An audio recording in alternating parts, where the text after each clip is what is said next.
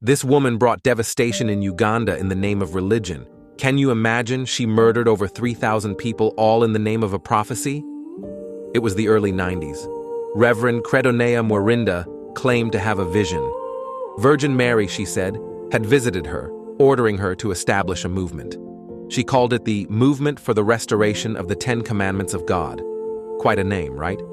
She led this cult alongside ex-reverends, fathers, and nuns. They preached of a doomsday. Yes, they claimed the world was ending in 1992. And guess what? People believed them.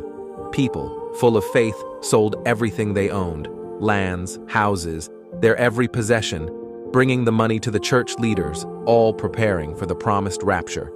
1992 passed by, yet no rapture. Questions began arising. Dissatisfaction seeped into the followers, prompting the leaders to push the date to 1995. However, when 1995 arrived, the world didn't end. Naturally, this caused an exodus from the cult, and lots of people demanded their money and properties back. Yet, amidst the chaos, Mwerinda cleverly shifted the goalposts, saying the delay was a chance for more repentance. Surprisingly, this excuse worked. In March 2000, tragedy struck.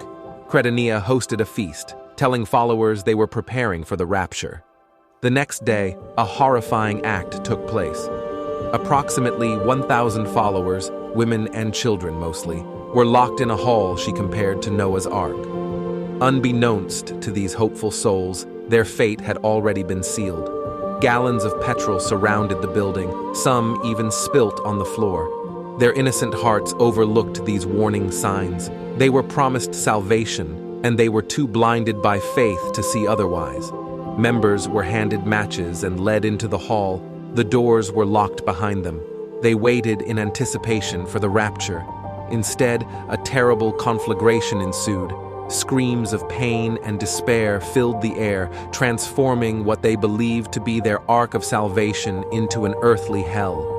In a devastating twist, Mwerinda and her fellow leaders were nowhere to be found when the fire took hold. Vanished shed without a trace. These so-called spiritual guides led their followers into death and disappeared. A shocking story, isn't it? For those curious or simply willing to learn from history, always remember, not every prophecy is genuine. This sad story is proof that misplaced faith can lead to unimaginable devastation.